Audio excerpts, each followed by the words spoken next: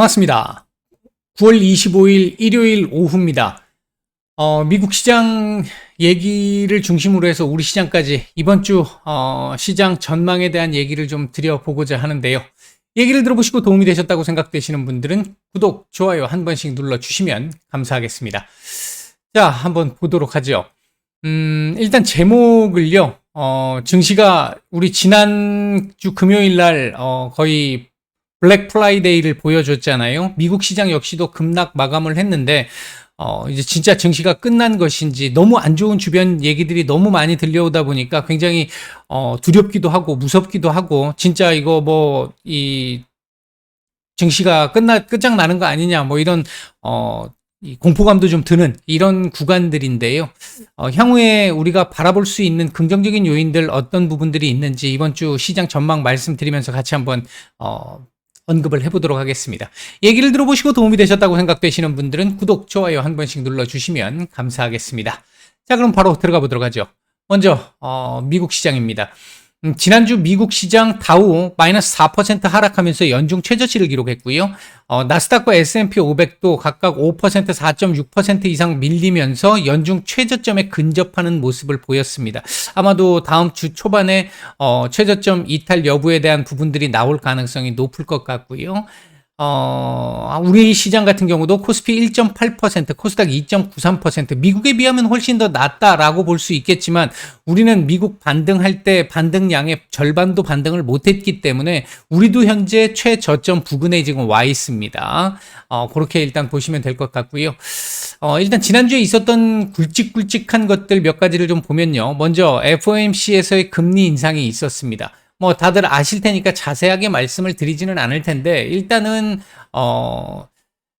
0.75%포인트 75bp를 인상하면서 미국의 이제 기준금리 자체를 3%에서 3.25%까지 올려놨죠. 3%에서 3.25%로 올려놨고요. 문제는 이 0.75, 75bp는 시장이 충분히 인지를 하고 있었던 부분이기 때문에 이미 시장에 반영이 다 돼 있기 때문에 뭐 전혀 문제될 게 없었습니다. 근데 문제는 이제 점도표였잖아요. 이 점도표 자체가 제가 FOMC 전에 한 몇 차례 걸쳐가지고 말씀을 좀 드렸던 부분도 있었고 영상으로 올려드린 부분들도 있었는데 일단 시장은 4% 정도까지는 반영이 다 돼 있는 걸로 보여지고 4.25라고 한다면 그냥 시장에는 중립적 정도의 요인이 될 것 같고 4.5%로 혹시라도 이게 한 2, 3일 전에 나왔던 이 얘기들이었기 때문에 4.5%까지 나오게 된다면 전저점 이탈 가능성에 대한 부분도 열어놔야 된다 이렇게 말씀을 드렸었는데 그리고 확률이 매우 낮을 것이다 라고 말씀을 드렸는데 4.5로 잡혔습니다. 내년 금리 인상의 중간값이 4.6, 즉 내년에 4.75 라는 건 사실 이번 9월 FOMC에서는 굉장히 좀 이 부분 때문에 부정적으로 해석이 됐습니다만 이후에는 이 부분에 대해서 긍정적으로 해석할 여지가 남아 있는 부분이죠. 내년에 공식적으로 지금 현재 점도표상으로 놓고 본다라고 한다면 물론 점도표가 앞으로의 계획을 얘기하는 건 아니지 않습니까? 그렇기 때문에 100%다라고 얘기할 수는 없겠지만 어쨌든 지금 연준 위원들이 보고 있는 선에서는 4.75% 앞으로 그러면 연말까지 4.5까지 올린 이후에 내년에는 한 번 0.25 베이비 스텝 한 번이면 끝난다. 또는 시장에서 지금 최근에 반영하고 있는 게 최대 5% 정도까지도 지금 반영을 하고 있는 상황인데 5%라 한다 하더라도 베이비 스텝 두 번이면 끝입니다. 그러니까 이제 사실상 올해까지는 금리 인상이 계속 진행될 수밖에 없고 큰 폭으로 진행될 수밖에 없고 이후부터는 사실상 이제 조금 금리 인상에 대한 우려는 조금씩 줄어드는 이런 상황들일 것이고 다만 이로 인해서 내년 금리 인하에 대한 기대감은 상당히 많이 낮아져 있는데요. 제가 사실 9월이 아니라 6월까지만 해도 6월 FOMC 때까지만 해도 제가 말씀을 드렸던 부분이 내년 아마 상반기 정도 내년 초반 정도에 금리 인하 얘기들이 나오기 시작할 것이다 라고 계속 말씀을 드렸었는데 지금 이렇게 된 상황이면 글쎄요, 내년 중반은 최소한 넘어가야 이런 얘기들이 나오지 않을까 일단 생각이 좀 되고요. 조금 이제 이 시각이 뒤로 조금은 딜레이 되는 상황일 수밖에 없습니다. 어쨌든 4.5까지 점도표가 찍히면서 시장이 강하게 매파적인 이 연준의 시각에 따라 가지고 충격을 조금 더 받는 그런 상황으로 지난주 금요일까지 진행이 됐었고요. 이제 PMI 같은 경우는 대체적으로 이 양호한 모습을 보여주기는 했죠. 9월 제조업 PMI 같은 경우에 51.8 정도가 나왔는데 이거 컨센보다도 괜찮았었고, 그리고 전월보다도 괜찮았습니다. 50 이상이고요. 서비스업 역시 마찬가지로 컨센, 전월 모두 다 상회를 하면서 그나마 조금 견조하게 버텨주고 있는 모습들을 좀 보여주었습니다. 물론 유럽, 독일, 그러니까 유로존이나 독일이나 이쪽에서는 제조업, 서비스업 PMI 모두 다 50 이하였고 모두 둔화되는 모습을 보이면서 경기 침체에 대한 우려를 더욱더 크게 만들어줬던 부분이 있었고요. 그다음 이제 고용 지표, 예를 들어서 신규 실업 수당 청구 건수 같은 경우가 견조하게 나오면서 연준의 강경한 어떤 그 금리 인상의 기조를 계속 유지해 나갈 수 있을 것 같다라는 우려가 계속 나오면서 시장에 더욱 발목을 잡는 이런 모습들이 좀 보였습니다. 이제 파월 의장의 발언을 좀 보면요. 저는 개인적으로 파월 의장의 발언이 과거, 그러니까 잭슨 홀이죠. 잭슨 홀 때와 최대 비슷했거나 그거보다 좀 완화적이었다라고 평가를 하고 있는데요. 일단 기본적으로 이 파월 의장이 얘기했던 부분을 본다라고 한다면 잭슨 홀 때 얘기했던 것처럼 인플레 잡기 위해서 거의 올인하겠다라는 쪽으로 얘기를 했는데, 향후 금리 인상의 속도는 지금 이번에는 이렇게 가파르게 우리가 만들었지만 점을 찍었지만 향후 금리 인상의 속도는 경제 지표에 달려 있어라고 얘기를 했습니다. 여기서 말하는 경제 지표라고 했던 부분에서 가장 큰 부분을 차지하는 건 역시 고용이 될 것이고요. 그리고 인플레 지표가 될 것 같습니다.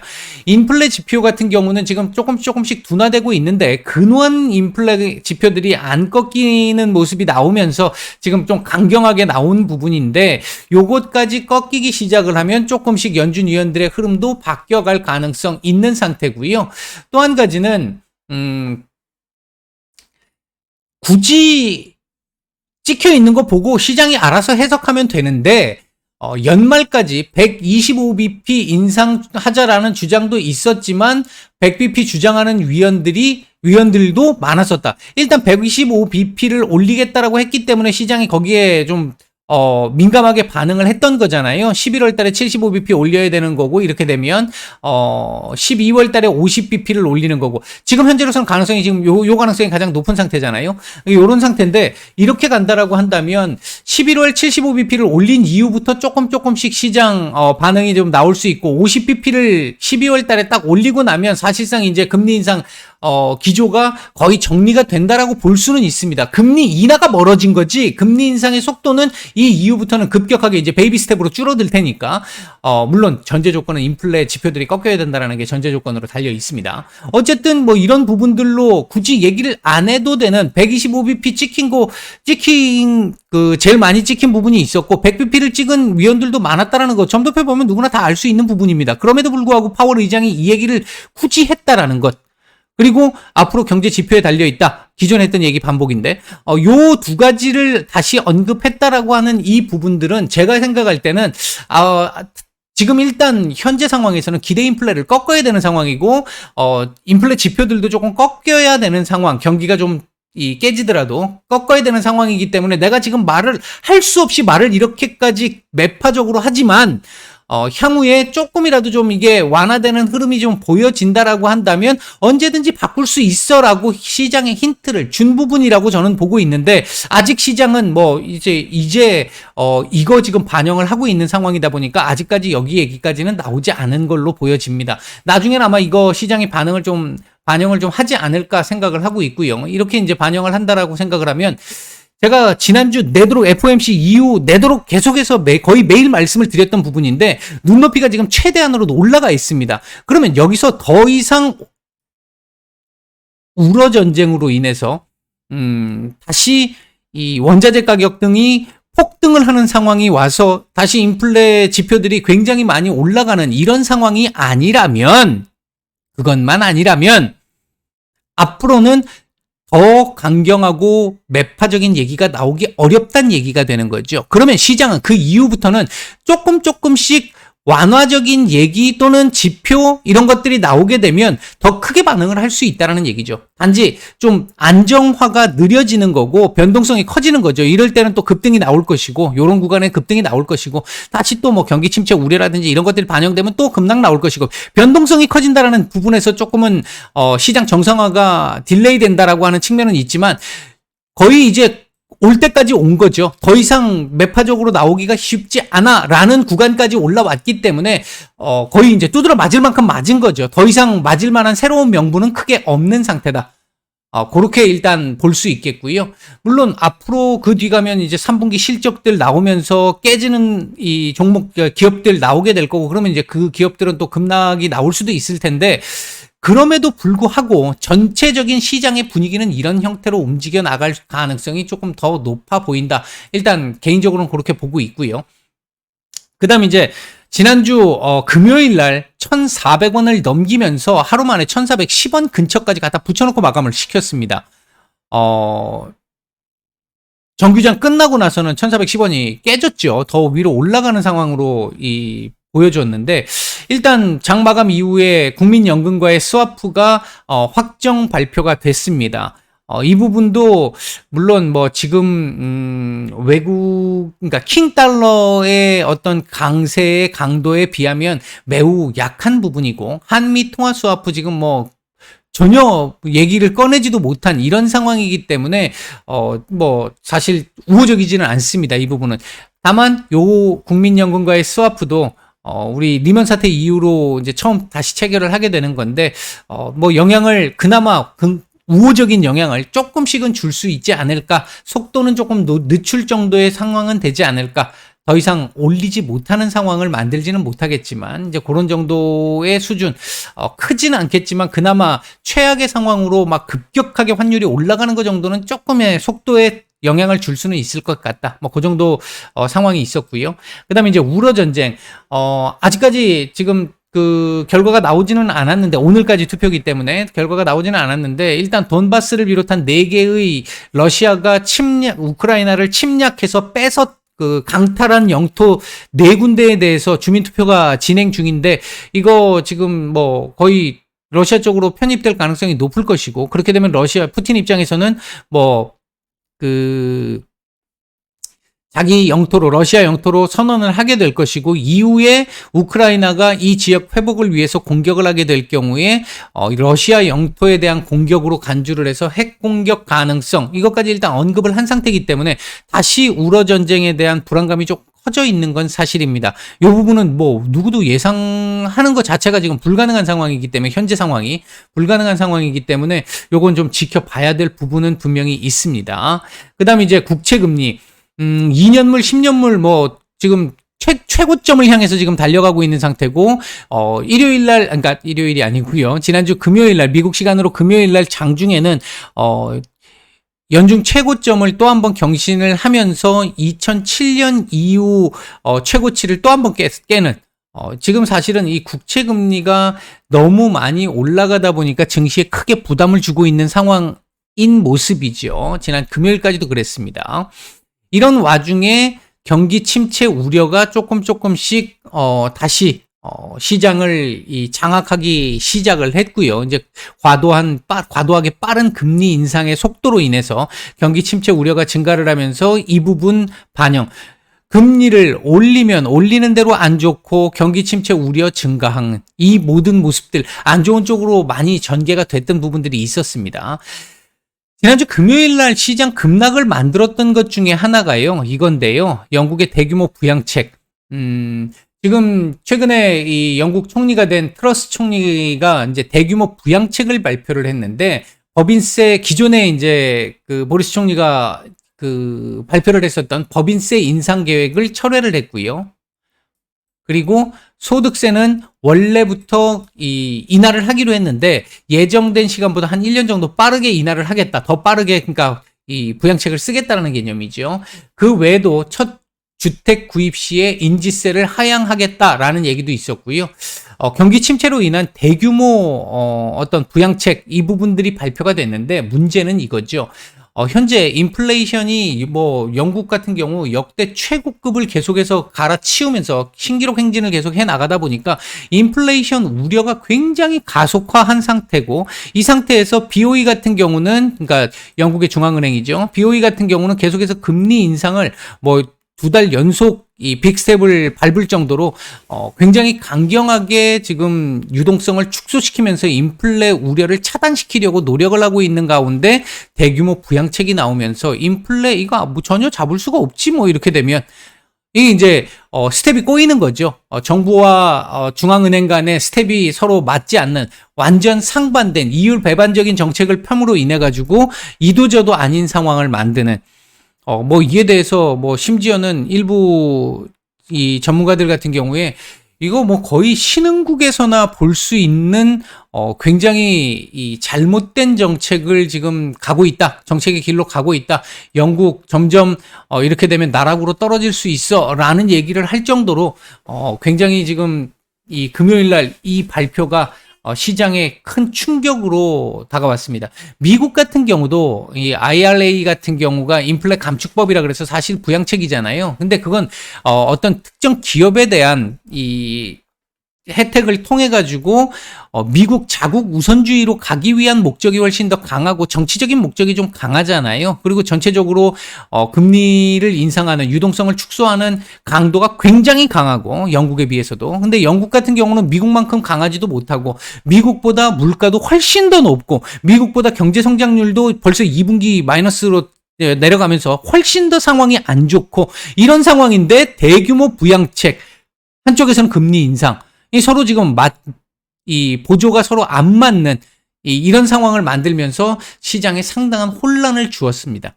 다만 금요일 날 미국 시장 같은 경우 다우, 나스닥, S&P 500 모두 다 오후장 후반부 들어와 가지고 그날 저점 대비 근 절반 가까이 회복하면서 마감을 했어요.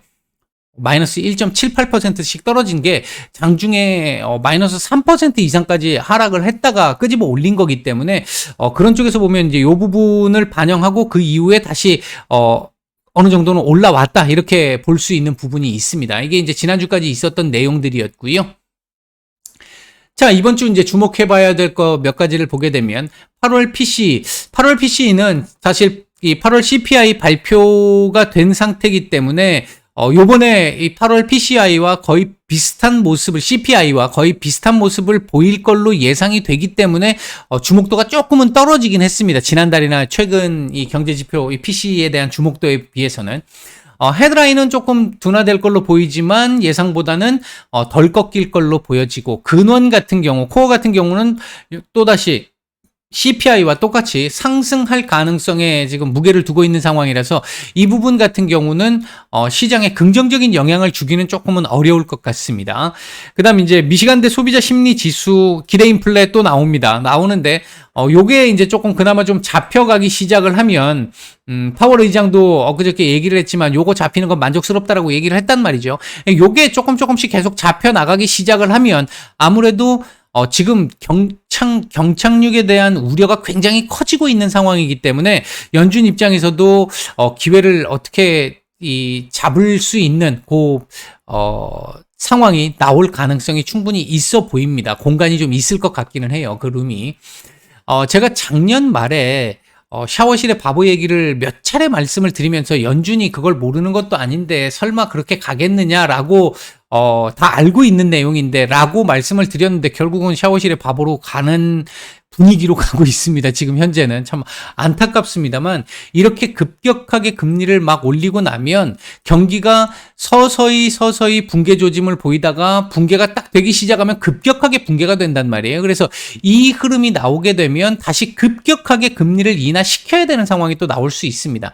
연준 입장에서 지금은 나중에 이 상황이 나올 걸 대비해서 금리 인하할 수 있는 룸을 만들기 위해서 지금 더 올리는 거거든요. 그런 측면도 있는 거거든요. 그렇기는 한데 금리 인상 속도가 지금 사실 예상보다 너무 빨라서 너무 강경하고 저 개인적으로는 4에서 4.25 그러니까 4%가 이번에 사실 맞았다라고 보는데 금년 말까지의 이 라인이 4%라고 해도 사실 적지가 않거든요. 왜냐하면 QT가 같이 진행되고 있기 때문에 적지 않은 양인데 너무 강경하게 가고 있는 부분들이 있습니다. 이런 부분들에 대해서 연준의 급격한 금리 인상에 대한 시장의 반발이 나올 가능성이 지금 조금씩 생기고 있습니다. 지난주 금요일 날 제레미 시걸 교수 같은 경우 연준에 대놓고 사실 이제 어떤 그 사적인 상황이 아니라 이제 어느 정도 이 공인이시다 보니까 좀 말을 이렇게 좀 순화해서 하셨는데 거의 뭐 개인적인 자리에서는 10원짜리 욕까지 나오지 않았을까 할 정도로 굉장히 강경한 발언을 하셨어요. 연준이 너무 빨리 가고 있어. 이 너무 빨리 가고 있다라는 것 자체는 이렇게 되게 되면 나중에 이 시장의 충격이 훨씬 더 커질 수 있는데 지금 이 급격한 금리 인상으로 인해서 결국은 노동자들이나 중산층들, 민주당 니네가 맨날 떠들고 있는 이 중산층이나 아니면 노동자들에 대한 권익, 이익, 보호, 맨날 니네가 그걸 떠들었는데 지금 이 연준의 급격한 금리 인상이 결국 가장 고통을 크고 심하게 줄 수 있는 층이 중산층과 노동자층이야. 이미 제가 이게 연초에 한번 말씀을 드렸던 것 같은데 미국의 이 실질 금리 자체가 계속 마이너스이기 때문에 이거 플러스로 돌릴 때까지는 계속해서 연준이 금리 인상을 할 수밖에 없을 거다 이렇게 말씀을 드렸는데 지금 실질 금리는 사실 플러스로 돌아선 지가 좀 됐거든요.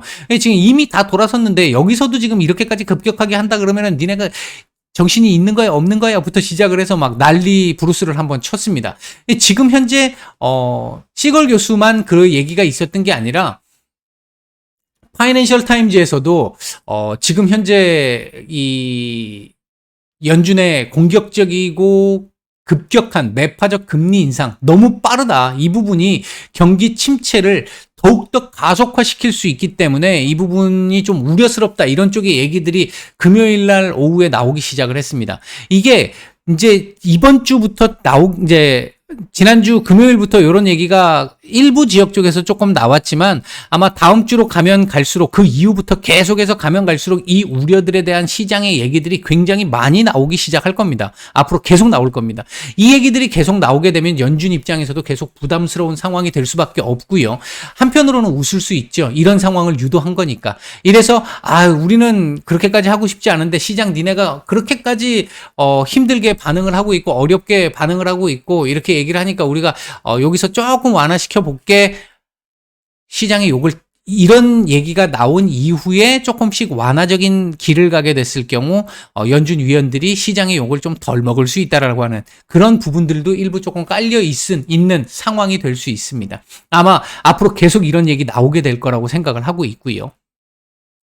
자, 그 다음에 우로전장 아까 말씀을 드렸기 때문에 이건 생략하겠습니다. 이게 사실 굉장히 큰 변수입니다. 이제 다시 또 2월, 3월 달만큼 크게 변수로 작용할 가능성이 생겼기 때문에 이제 조금 주목해서 봐야 될 부분이 있습니다. 그리고 이번 주에 치포 동맹 화상회의가 있습니다. 이 부분과 관련해가지고 처음 얘기가 나왔을 때 저도 몇 차례 말씀을 드렸는데 중국의 보복만 아니라면 크게 문제될 건 없잖아요. 근데 중국 내부 쪽에서도 당시에 나왔던 얘기들을 조금 보면 한국의 선택이 어쩔 수 없이 치포 동맹 안에 들어가게 될 수밖에 없는 그 선택, 그 부분은 우리 중국도 인정을 해. 거기서 니네가 브레이크를 조금 잡아줄 수 있으면 좋겠어 라는 쪽으로 여론이 조금씩 만들어졌단 말이죠. 이제 물론 그 여론이라고 하는 게 중국이라는 공산권 국가의 여론이라고 하는 거는 이제 결국은 정부의 어떤 생각이잖아요. 그 부분들이 나왔기 때문에 아마 중국의 보복이 그렇게 강하게 진행될 거라고 생각하지는 않습니다. 다만 만약 굉장히 강경하게 지금 현재 알려진 것보다 훨씬 더 강경하게 중국을 쪼우는 정도의 얘기들이 나오면서 그거에 대해서 이 결과가 모아지기 시작을 하게 되면 중국이 우리나라에 니네가 좀 역할을 해줘라고 압력을 가할 수는 있겠죠. 그런 측면에서 보복 조치가 일부 진행될 가능성은 좀 있어 보이는데 전면적으로 강하게 나오지는 않을 걸로 보여진다. 일단 그런 부분이 하나 있을 것 같고요. 그것만 아니라고 한다면 글쎄요, 뭐 크게 치포동맹이 부정적으로 작용할 가능성은 그렇게 높지 않습니다. 제가 개인적으로 생각할 때는. 그다음에 이제 환율, 이것도 아까 말씀을 드렸습니다. 근데 뭐 지금 현재 상태에서 킹달러를 막을 수 있는 방법이 없습니다, 사실은. 더군다나 지금 파운드화까지 어제 영국이 삽질하면서 파운드화까지 지금 너무 크게 올려놓은 상황이기 때문에 가치를 떨고 놓은 상태이기 때문에 달러 가치가 너무 많이 올랐어요. 지금 113까지 올라왔잖아요. 엄청난 지금 가치죠. 이렇게 되면 뭐 이게 이렇게까지 올라가게 되면 환율을 계속 올라갈 수밖에 없는 상황이고, 우리나라 뭐 지금 일본도 그렇지만 우리나라 같은 경우도 계속해서 아마 정부에서 방어를 하려고 굉장히 노력을 많이 할 겁니다. 사실 개인적으로 생각할 때 정말 쉽지는 않겠지만 한미 통화 스와프를 어떻게든 만들어낼 수 있는 방향을 끄집어 내줘야 그래야 그나마 달러 강세에도 불구하고 우리나라 환율이 그나마 어느 정도 좀 안정을 조금 찾을 수 있는, 더 이상 올라가지는 않는 정도, 하락은 기대하기 어렵겠습니다만 더 이상 올라가지 않는 정도, 이런 정도의 수준을 만들 수 있을 거라고 보는데, 그게 아니면 지금 현재 상태에서는 일단은 이 환율을 막을 수 있는 방법은 몸으로 때우는 방법밖에 없어서 좀 불안합니다. 지금 몸으로 때워서 어떻게 막는다 하더라도 이걸 몸으로 때우는 게 지금 쉽지 않은 상황이잖아요. 밑빠진 독에 물을 부어야 되는 상황이잖아요. 이런 상황이 되고 나면 다시 왜 안 보이고, 지금 그러지 않아도 계속 줄어들고 있다라는 얘기들 계속 나오고 있는데 조금 불안정해질 수 있는 상황이 혹여나 나올지 몰라서 이 부분도 좀 지켜봐야 될 부분들. 일단은 우호적이지는 않은 요인입니다. 그다음 이제 이 환율로 인해서 외인 매도가 계속해서 지속되는 모습이 나왔는데, 지난주도 지금 현재 외국인들의 한국 시장에 대한, 주식 시장에 대한 비율이 30%가 깨지면서 리먼 사태 이후 최저 비율을 가지고 있습니다. 이런 상황은 그나마, 물론 이럼에도 불구하고 계속해서 매도가 나올 수 있겠죠. 환율이 계속해서 올라간다면. 이제 그런 상황이긴 한데, 매도 강도는 조금씩 약해질 가능성이 좀 높지 않을까. 일단, 그렇게 볼 수 있는 부분입니다. 자, 이번 주 지켜봐야 될, 그리고 또 한 가지, 지금 여기 연준 위원들 발언 있잖아요. 이 연준 위원들 발언 이번 주에 한 10분 이상이 발언을 합니다. 자, 이번 주 시장에서요, 아마도 제가 생각할 때 주 초반에는 일단 4.5까지 반영을 해야 되는 부분이 일부 남아있고, 여기에 지금 영국 문제까지 끼었기 때문에, 영국의 삽질까지 끼었기 때문에 주 초반에는 조금 아무래도 밀릴 여지가 좀 있습니다. 그리고 연준 위원들의 발언 역시도 아주 강한 비둘기파 정도가 아니라고 한다면 대체적으로 주 초반에는 강경한 얘기들이 계속 나올 수 있을 겁니다. 그러나 주 후반으로 가면서, 사실 주 후반에 가면 브레이너드 연준 부의장부터 시작을 해서 연준 이사들의 발언, 그리고 윌리엄스 뉴욕 연은총재, 그러니까 2인자, 3인자들 발언이 있잖아요. 파월 의장 같은 경우 유럽 가서 이제 발언이 좀 있는데, 그건 뭐 지금 이거하고는 관계가 없는 얘기니까 일단 그건 제외를 시킨다고 보고요. 이제 연준 위원들의 발언들 중에 이제 2인자, 3인자들의 발언이 있기 때문에 그 부분 좀 비중 있게 봐야 될 부분이 있는데, 아마 주 후반으로, 빠르면 주 후반으로 가면서부터 시작을 해서 시장에 이 얘기들이 더욱 더 많이 나오게 될 거라고 생각합니다. 이 속에서 이번 주가 됐든 다음 주 정도가 됐든 아마 연준 위원들의 발언들이 조금씩 완화될 수 있는 여지가 생길 수 있습니다. 그런 부분들이 아까 말씀드렸듯이 지금 최상단의 가치에다가 붙여놓은 상태이기 때문에 여기서 조금씩이라도 완화될 수 있는 어떤 요인들을 시장이 찾기 시작할 텐데, 그 요인들이 요런 데서 나오기 시작을 하게 되면 시장은 생각보다 아주 별거 아닌 아주 작은 얘기에도 긍정적으로 반응할 가능성이 상당히 높아져 있다. 그렇게 볼 수 있겠습니다. 그래서 이번 주는 전체적으로 약하겠지만, 전반적으로 약하겠지만, 그 와중에서도 다음 주 한 주만, 이번 주 한 주만 딱 놓고 보면 전약 후강 정도의 장세가 나타나지 않을까, 일단 그렇게 예상을 하고 있습니다. 자, 이번 주 코스피 레인지는 개인적으로 2270포인트 이제 직전 저점입니다. 요거 부분 전후거나 살짝 혹시라도 전 저점을 딱 깨는 상황이 한번 나올 수는 있을지 모르겠는데, 요 깨는 상황이 나오게 된다면 일시적으로 깨고 다시 올라올 가능성이 높다라고 보고 있고요.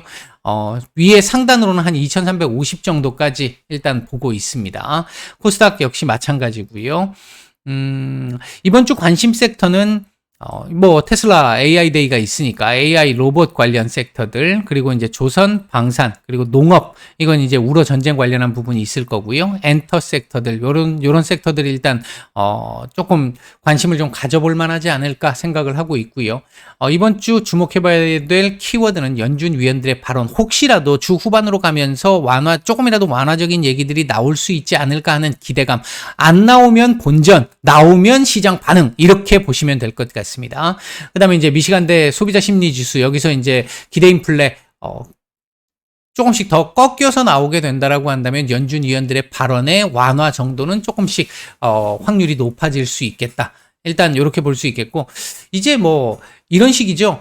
매파적인 얘기가 나오면, 그래, 뭐 시장 예상하고 있었어. 이 정도 수준. 약간 완화적인 얘기가 나오면, 그래? 좋아. 이런 정도의 상황이 앞으로 당분간 나올 가능성이 조금 더 높아져 있는 상황이다. 이렇게 보시면 될 것 같고요. 역대 진짜 최고의 어려움을 겪고 있는 이 구간입니다. 리먼 사태 때보다 훨씬 더 지금 길게 이 하락이 진행되고 있는 상태고, 하락 폭도 지금 1년 반 가까이 동안 크게 하락이 지금 된 상태고요. 3,300에서 지금 2,300까지, 2,300이 깨진 상황까지 내려왔으니까 굉장히 많이 어렵고 힘들다 보니까, 이거 뭐 이제 이런 거 있잖아요. 시장에서 전부 개미들이 죽어야 그 다음부터 간다, 다 털어야 간다 하는 그런 개념의 지금 흐름을 만들고 있습니다. 바꿔 얘기하면 지금부터 주식을 시작하시는 분들 같은 경우는 굉장한 기회가 될 수 있는 그런 상황일 수 있다라는 얘기인 거죠. 당장 오늘 내일 지수가 올라가지는 않겠습니다만, 이번 주 중후반을 넘어서면서부터 시작을 해서 제가 처음 말씀드렸던 시장의 안정화는 분명히 한두 달 정도 딜레이가 됐다라는 말씀은 드렸어요. 시장 안정화는 딜레이가 됐지만 그 속에서 변동성은 조금 커지겠지만, 일단 긍정적인 시각으로 보면 최대 악재들이 나올 만큼 나온 상태에서 눈높이도 굉장히 높아져 있는 상태다. 이제 조금씩이라도 완화적인 얘기가 나온다면, 눈높이가 높아져 있는 상태에서 매파적인 상황이 발생을 한다면 뭐 예상했어. 그 다음 그거보다 조금 완화적인 상황이 나온다라고 한다면 그래 좋아 라고 반응할 수 있는 상황이 점점점 더 확률이 높아져 가고 있다. 더군다나 거기에다가 아까 말씀드렸던 요 상황들이 앞으로는 나오게 될 가능성이 굉장히 높다. 이 부분들이 결국은 그러니까 이건 결국은 이제 나중에 시장의 반응이 이렇게 되게 될 것이고, 이 시장의 반응이 결국 연준 위원들의 어떤 생각이나 의지나 이런 부분들을 조금씩 바꿔 나갈 가능성도 조금씩 높아지게 될 것이다. 앞으로 그런 정도로 정리를 해드리도록 하겠습니다. 매우 힘든 시장인데요. 지금 시장은 살아남아야 되는 시장입니다. 살아남아야 다음 기회를 볼 수 있습니다. 힘드시더라도 잘 견뎌내시고 살아남으셔서 나중에 그 기회를 같이 잡을 수 있으면 좋겠습니다. 남은 휴일 잘 마무리하시고 내일 뵙도록 하겠습니다. 마치겠습니다.